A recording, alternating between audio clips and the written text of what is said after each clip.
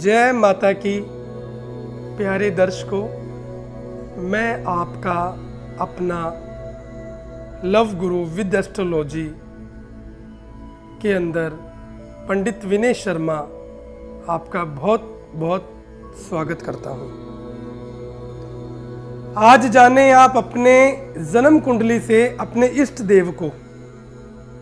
आज आप जान सकते हैं अपने जन्म कुंडली से अपने आराध्य देव को, अपने इष्ट देव को। जो जान ले आप अपने आराध्य देव, अपने इष्ट देव को, जो कि आपकी अपनी कुंडली से आपको पता चलता है। जो आप अपने आराध्य देव को जानकर, अपने इष्ट देव को जानकर नियमित रूप से श्रद्धा भाव पूजा पाठ अगर आप करते हैं तो आपके जीवन में होने वाली अनेकों तरह की परेशानियां बहुत जल्दी दूर हो जाएंगी। जो जान ले आज आप अपने इष्ट देव को, अपने आराध्य देव को। मैं आपको आज बताने जा रहा हूं कि कैसे जान सकते हैं आप अपने इष्ट देव को। ओम दजाबनदारीन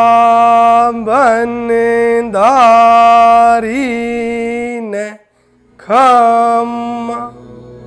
प्यारे दर्शकों, शास्त्रों की मान्यता अनुसार जो व्यक्ति अपने जीवन में अपनी कुंडली से ग्रहों का जो अशुभ प्रभाव या शुभ प्रभाव उसकी कुंडली में पड़ रहा है, तो वो व्यक्ति अपनी कुंडली से अपने भाग्य को बनाने के लिए, अपने जीवन में तरक्की को प्राप्त करने के लिए एवं जीवन में अनेकों तरह की परेशानियों का व्यक्ति अगर सामना कर रहा है, तो जल्द ही अगर वो चाहता है उन सभी परेशानियों से छुटकारा पाना, तो वो अपने कुंडली से अपने इष्ट देव को जानकर नियमित रूप से पूजा पाठ करना स्टार्ट कर दे।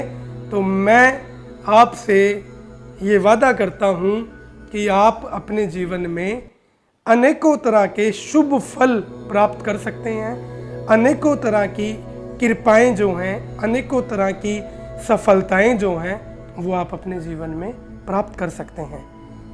तो कुंडली के अंदर जो पंचमेश भाव होता है वो होता है आराध्य देव का, और जो कुंडली में नवम भाव होता है वो होता है अपने धर्म और कर्म अनुष्ठान का।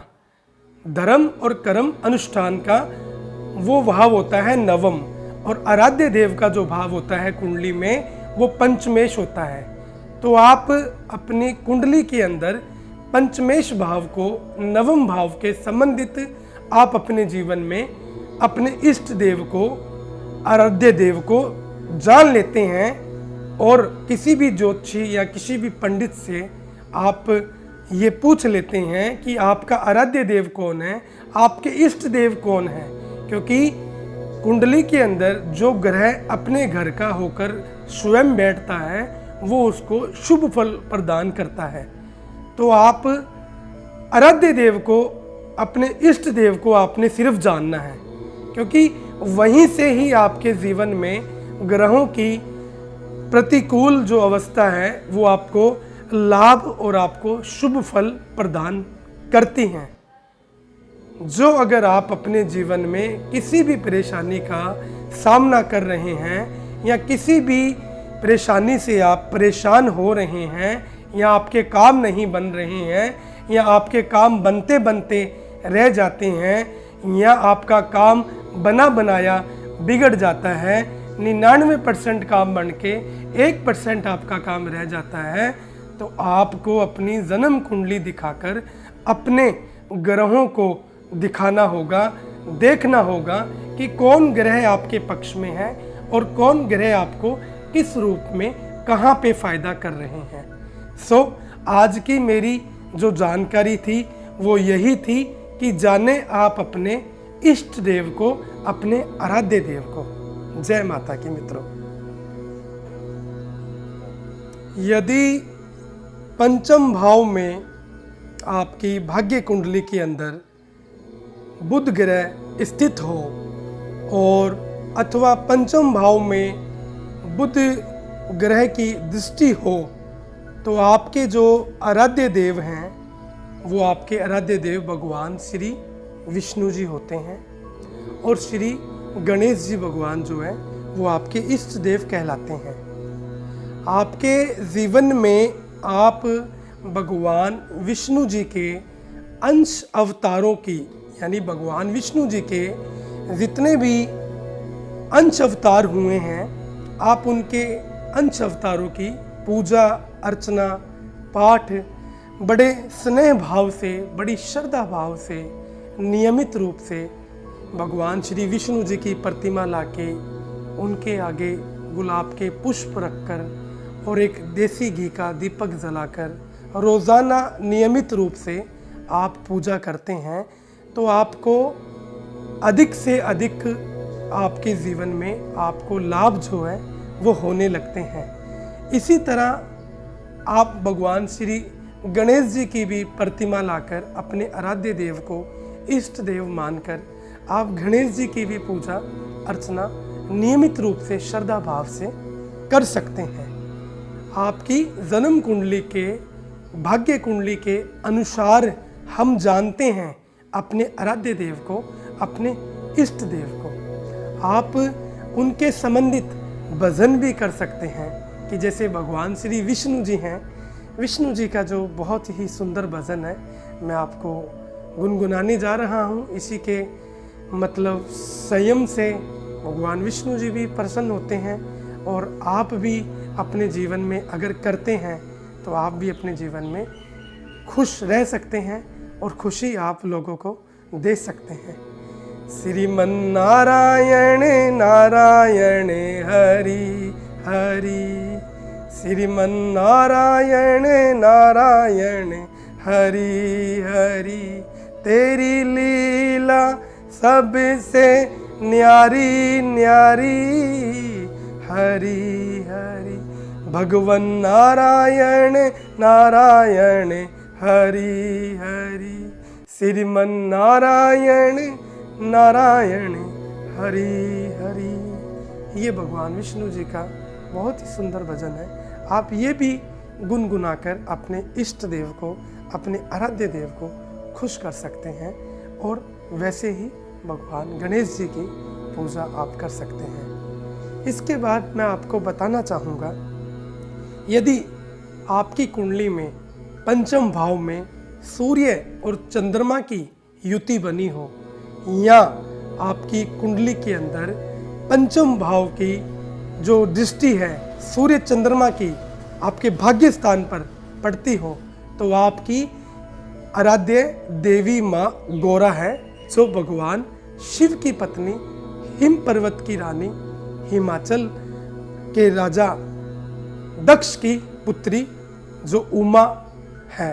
उमा का जो नाम है वो शंकर भगवान से शादी हो जाने के बाद देवी गौरा माँ पार्वती हुआ।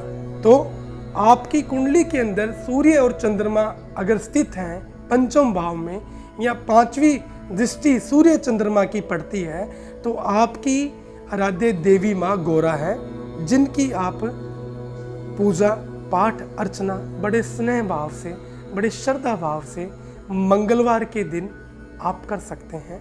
माँ गौरा की पूजा, माँ पार्वती की पूजा, आप अगर ये माँ पार्वती की पूजा गौरा की पूजा बड़े नियमित रूप से करती हैं तो इसमें भगवान श्री गणेश जी की तो कृपा होती ही होती है, भगवान शिव शंकर जी की भी कृपा आपके ऊपर बहुत सुंदर होती है।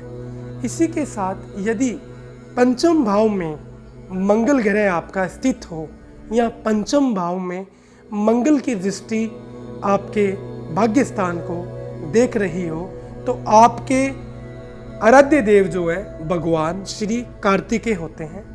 कार्तिकेय कौन? भगवान शंकर माँ पार्वती जी के पुत्र, जो कि देवताओं के सेनापति कहे गए हैं। भगवान कार्तिकेय को देवताओं का सेनापति कहा गया है।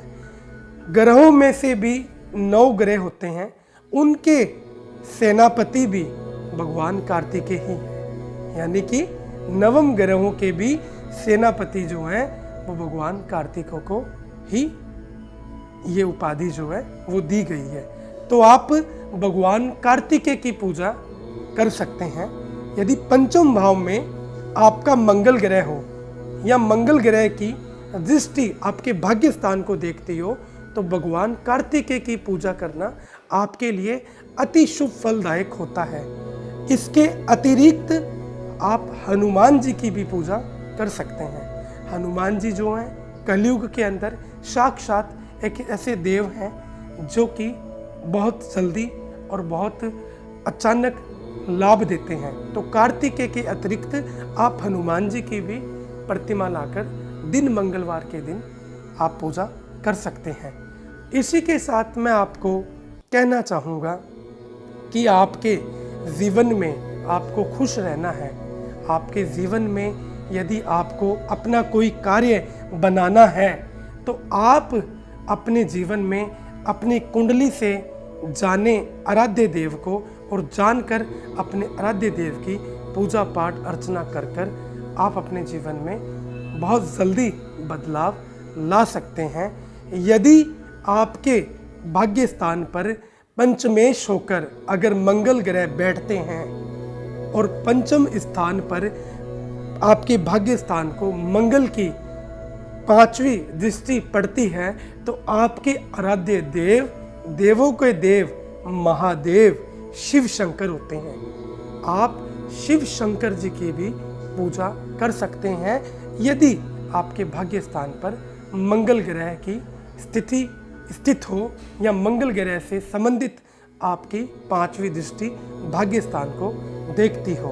तो प्यारे दर्शकों, प्यारे भाइयों, प्यारी मेरी बहनों, प्यारी मेरी माताओं, प्यारे मेरे बुजुर्गों, मैं आपको आज की ये जानकारी ज्योतिष के अनुसार, कुंडली भाग्य के अनुसार आपके जीवन में ये जो रहस्य मैंने आपको बताया है, अगर आपको ये मेरी बात सुनकर आपको अच्छा लगा हो, आपके मन में एक आस्था जागी हो, तो आप ज़रूर मेरे इस वीडियो को पसंद कीजिएगा। मेरी इस वीडियो को आगे से आगे अनेक लोगों तक पहुंचाइएगा कि कहते हैं कर भला तो हो भला, अंत भले का भला। तो इसी के साथ मैं आपका एक बार फिर से अपने लव गुरु विद एस्ट्रोलॉजी के अंदर आपका बहुत बहुत धन्यवाद करता हूँ। लव गुरु विद एस्ट्रोलॉजी के अंदर आपके जीवन में आ रही तमाम परेशानियों का परेशानियों का हल किया जाता है। लव गुरु विद एस्ट्रोलॉजी के जीवन में आपके भाग्य में मधुर संबंधों को जोड़ा जाता है। लव गुरु विद एस्ट्रोलॉजी के अंदर आपके जीवन में टूटते हुए रिश्तों को जोड़ा जाता है। अन्य कई तरह की भी कोई भी परेशानी आपके जीवन में आ रही हो तो आप मुझसे संपर्क करें, मुझसे फ़ोन पर बात करें। आपकी किसी भी तरह की परेशानी का समाधान किया जाएगा। जय माता की।